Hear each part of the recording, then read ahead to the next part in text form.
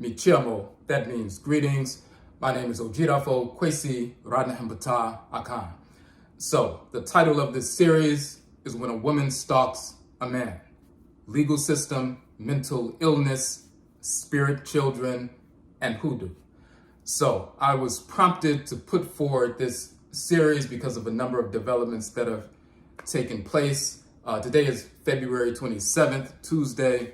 Last week, on Tuesday, February 20th, I received an email from the Assistant Attorney General who was prosecuting the case against the defendant, the woman who has been stalking me for the past 5.5 years. It was an update. She was simply letting me know that the individual will be receiving or assigned a new defense attorney.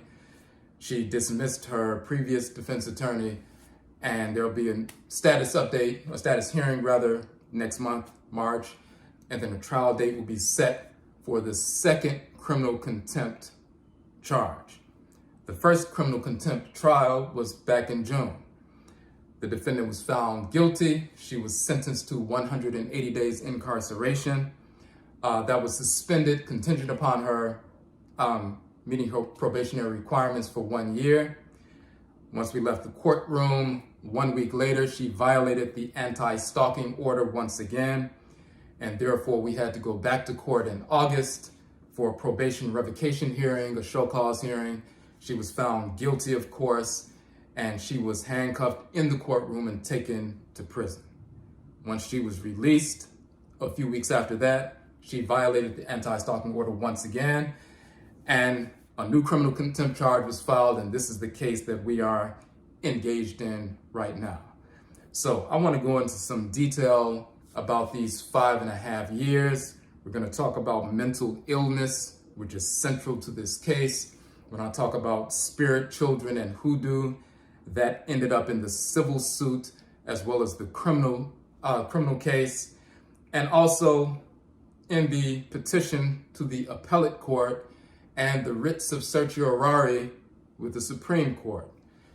Certain individuals who are mentally ill, and I've worked in the field, before I became an entrepreneur, I worked in the field of mental health for over a decade in Chicago, where I'm from, and even when I moved to DC a few years back, working in the field of mental health with children and therapeutic foster care, as well as with adults and so forth. There are different degrees and manifestations and expressions of mental illness. Some people manifest simple anxiety disorders, which are simple in comparison, for example, to someone who's suffering from paranoid schizophrenia or bipolar 1 or bipolar 2 and so forth. So there are varying degrees.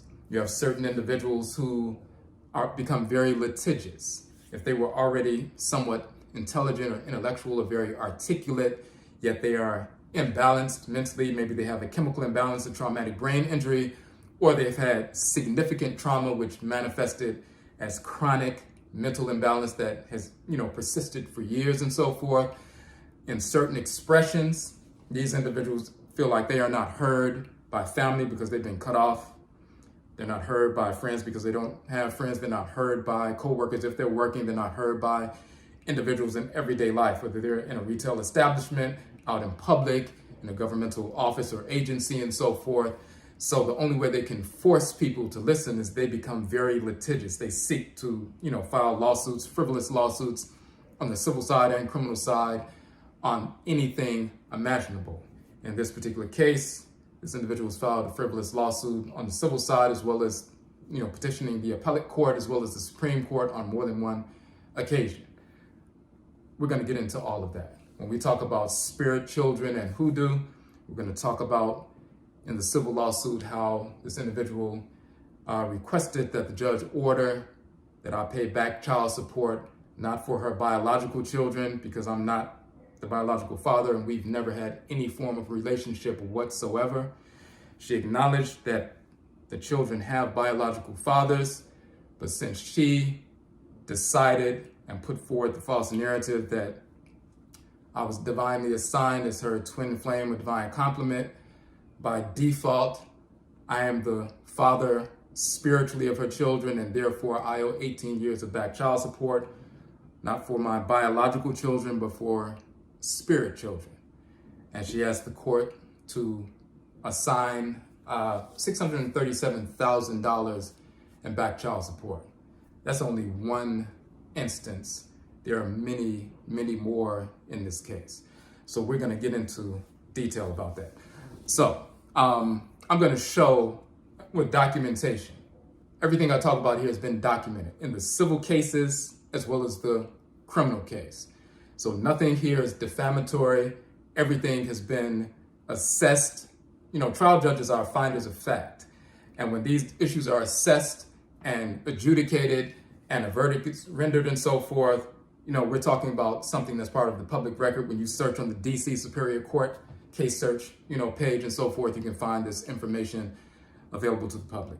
So first I want to show the original anti-stalking order. It's very important to note, I looked at some statistics today, 1 out of every 3 women have been stalked at some point in their lifetime, which is insane.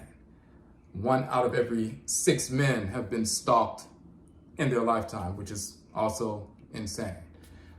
On the male side, you typically don't hear many narratives about what is taking place. With this information, hopefully what we will be able to do is assist people to navigate their way through the legal system on the civil side as well as the criminal side, especially when someone is very litigious and puts forward frivolous lawsuits and, you know, petitioning the appellate courts and sending out subpoenas and so forth and creating delays and engaging in maneuvers that push court dates back 2 months, 3 months, 4 months, 6 months, 8 months, which has happened in this case. Some people will simply give up, and we want to assist people in that process. We also want to assist people to understand how to navigate when you have someone who is, you know, mentally ill, yet this is the person that's stalking you, showing up at your home, showing up at your place of, you know, business and so forth, reaching out to people you're connected with all over the country, weaving false narratives, putting you all over social media and so forth, false narratives. We're going to get into all of that. A number of different things have taken place, and when I've shared this with certain individuals, they can't believe the things that have taken place. So we're going to get into all of that. When we talk about spirit children and hoodoo, when someone is mentally ill, they begin to corrupt manifestations of spiritual expression, and then those corrupted manifestations they seek to employ to put forward a false narrative within their own mind, and then if that person is litigious, they bring that to court as well. So we're going to get into how this individual was representing herself. She's mentally ill, so she has me on the witness stand and she's cross-examining me. We're going to really get into a lot. So first I want to read I'm going to pull up certain documents, and first I want to show you the original ASO, the original anti-stalking order, and then the extension. Okay, so you can see this is the anti-stalking order, Domestic Violence Division, Washington, D.C., D.C. Superior Court. And you have me, Kwesi, Nehem, Ptah, Akhan. You have the respondent, which is the defendant and so forth. So, redacted the address. So you see the court hereby orders January 27th, 2022 until January 26th, 2024. So this is the very first anti-stalking order. And the person has to stay away from, 100 yards of myself and my home and my car, my vehicle, my workplace, and so forth. She can't communicate with me by phone or in writing, electronic or social media, directly, indirectly through a third party and so forth. And then the final part, it's not allowed to possess firearms. So you see that the first order was signed and granted on January 27th, 2022.